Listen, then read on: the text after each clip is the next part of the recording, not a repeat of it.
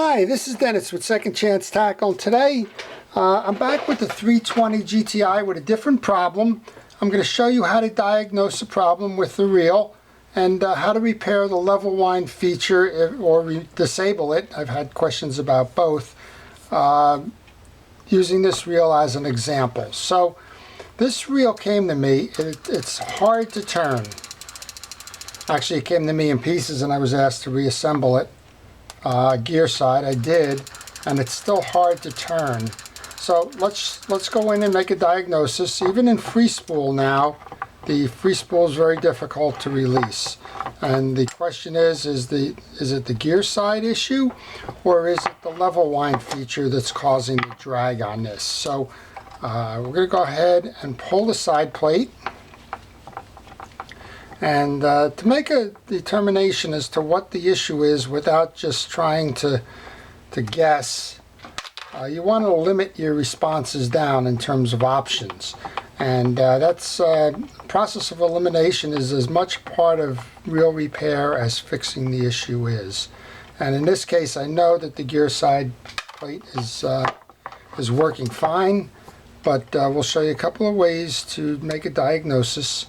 And then go ahead and only order the pieces or parts that you need and complete the repair without just doing unnecessary work or buying unnecessary pieces and parts. So I'm using the 320 here as an example, but this applies to almost every level wind reel, and particularly those that might have an issue with binding or trying to figure out why a particular reel doesn't work. And I had a question come in on the forum, one of the comments, and the question was about the just disabling the feature. They quite honestly just don't want to use the level wind feature anymore. I'll show you how the level wind comes together, and if necessary, how it works. Now this is the piece that I rebuilt, so I know this piece is working fine, and you can see it's the typical 320 assembly. But if you didn't know that, the first thing you would do is you take the side plate off and you do just this. Is it turning freely? Can you turn it with a finger and just have it work properly? Is the in and out free spool release working, and so on? This one's, as I mentioned, is fine. But we're going to play along as if we didn't know that. So that's the first piece of troubleshooting that you do. If you got a reel that's binding, is that side plate, gear side plate working? All right, next up what we're going to do is we're going to take this out. We don't know. We're assuming it's a level wind feature, but let's just play along for a moment. I kind of know it's the level wind feature. We're going to take off the click ring assembly first. And that's removed by a screw on the 320s. Now some of them you won't have a removable click wind click assembly, but what you will have is you'll have the plastic wheel in the back that will be able to be removed without removing that click feature. So this idler gear is what I believe the plastic wheel is called. I call it plastic wheel. People get upset with me when I don't use the proper terminology for some reason.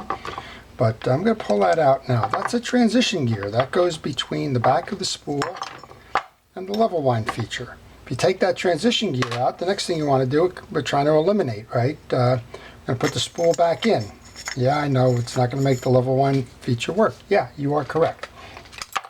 So we've disabled the level wind feature, put the reel plate back on.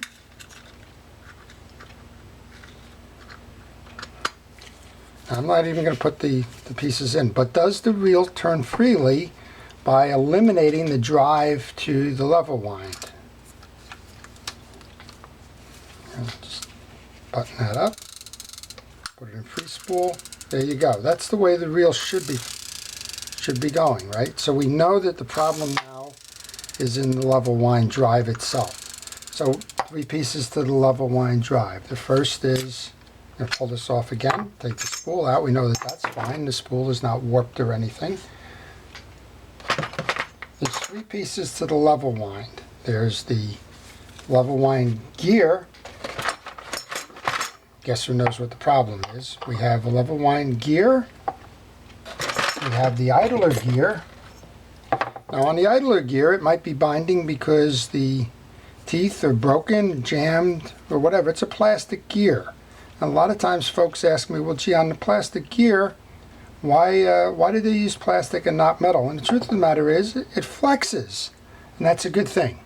If you have an idler gear that flexes, sometimes if you get hung up on the rocks or things, you'll have a little bit of give in here. If you put two metal ones in, they're going to grind each other down if you run into a problem where the plastic will flex.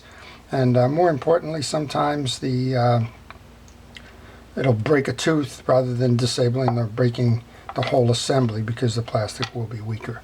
So that's not a design flaw. That's a good thing. Okay, now we're over to the drive gear for the level line. On a 320 GTI, this is kind of an interesting way to get to it. You have to remove the single screw in the side plate trim ring. And some folks just wondered what in the world that single plate screw was doing there to begin with. Well, it's holding the trim ring on.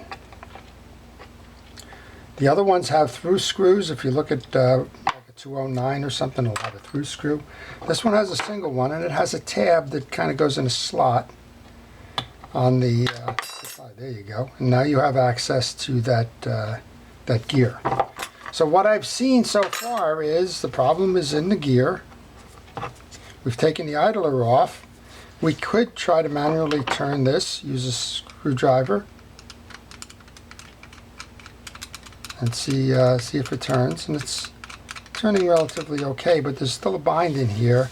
And this appears to be the problem. This doesn't look like it's the right worm gear, because this worm gear, taken from another reel, has a threaded, and this one has a C-clip use holding it in.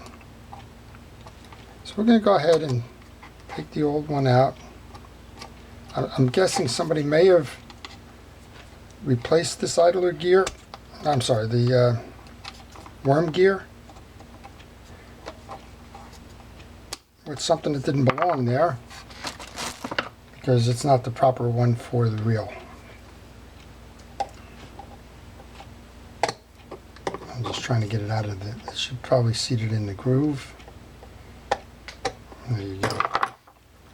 And my little piece will connect it. So this is probably, I don't know, it might belong to a 309 or something. I don't know. It's, I'm going to pull the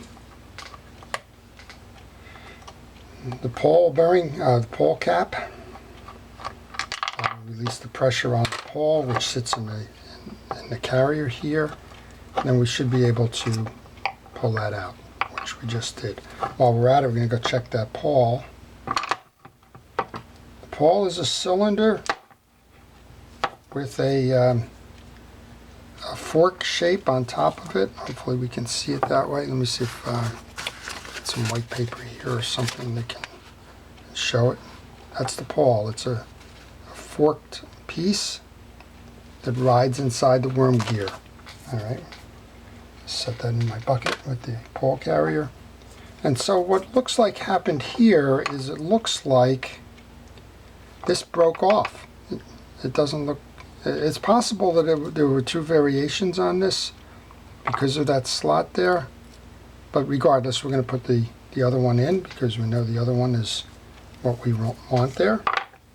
So we're going to just take this, put that back in here. Now if you wanted to go with removing the assembly, at this point you could pull the pin.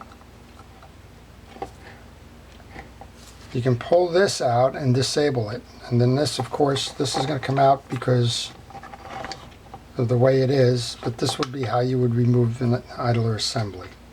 But we're not doing that here. We're not removing it. We're going to go ahead and repair it instead.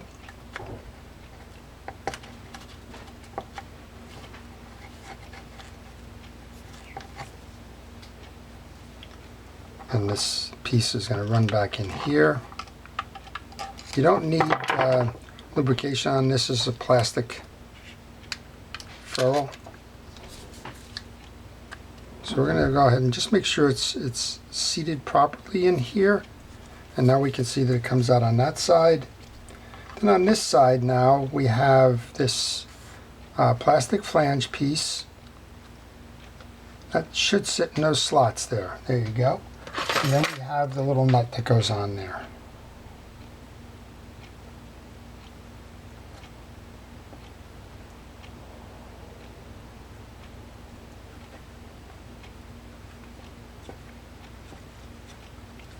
Most of that can usually be done. Now this has got a plastic insert in it, so it's a no skip nut. So I don't even have that small a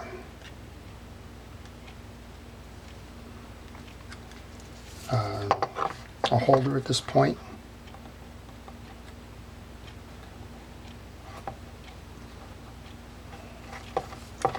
Let's go ahead and put the other gear back in, and we'll have some tension on it to work with. So we have that worm gear in there. I'm just looking for the other plastic gear that I had. I took these off of a different reel, but I was just looking for that. We're going to go put that back in. And grab the two pieces here, the little washer and screw. This is never easy for me, particularly when we got to reach those in. It's like little gymnastics here, but we'll get it eventually. We always do.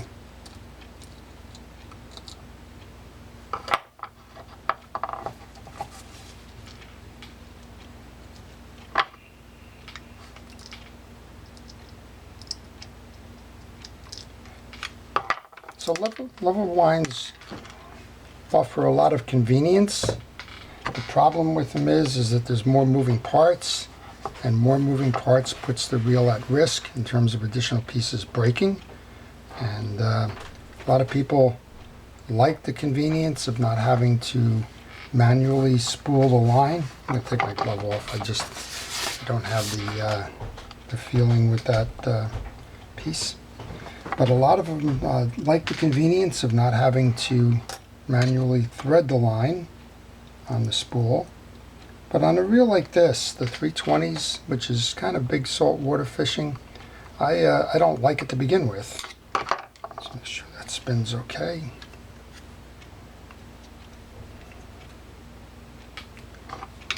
Let's be adjusted a little bit. There we go. Now we're spinning properly. And we should be able to wrench that down now.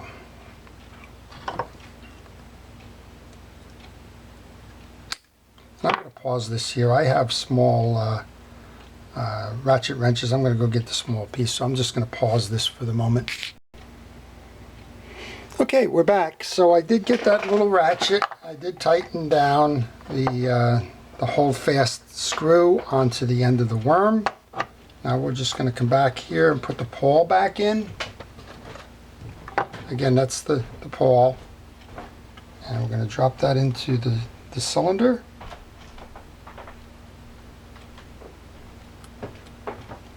Then we're going to go grab the pawl cap. We should put a drop of oil onto that pawl just so it slides easily in that plastic assembly. Grab that pawl cap then. Put that back up and then give it a test spin. We can do that from the inside, making sure that the level wind is working, which it is. Working a whole lot easier than whatever happened with this one. And I'm guessing this is probably an alternate that had a C-clip, but for whatever reason something was too tight in that assembly. But this one seems to be doing just fine now. Now we'll, next up is the clicker ring. And this one has a screw, as we know from when we disassembled it. Has two guide points. Just lining everything up here. And then when you line it up, you can spread the two pieces of the click.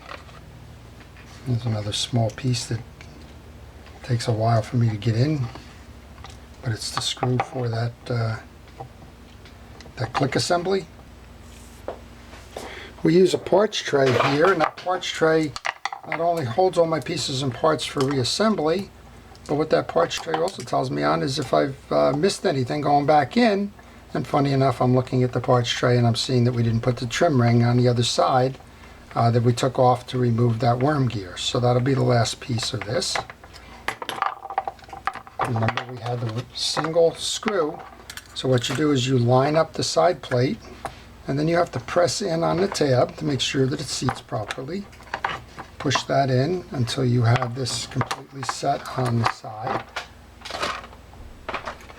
One more screw here then, it's the side plate screw.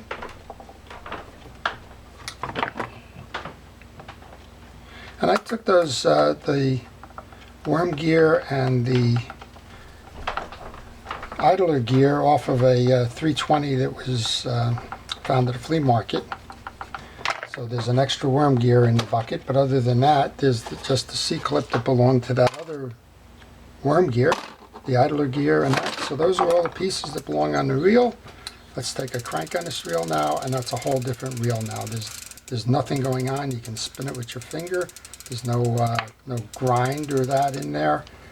And when we flip it over, we have simply a free spool that's operating just the way it should.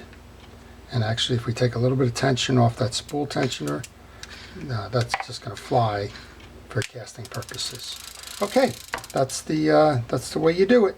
Process of elimination. All right, I hope you've enjoyed that video. If you did, please like it. If you want to see more, please subscribe. This is Dennis with Second Chance Tackle. Thank you for watching.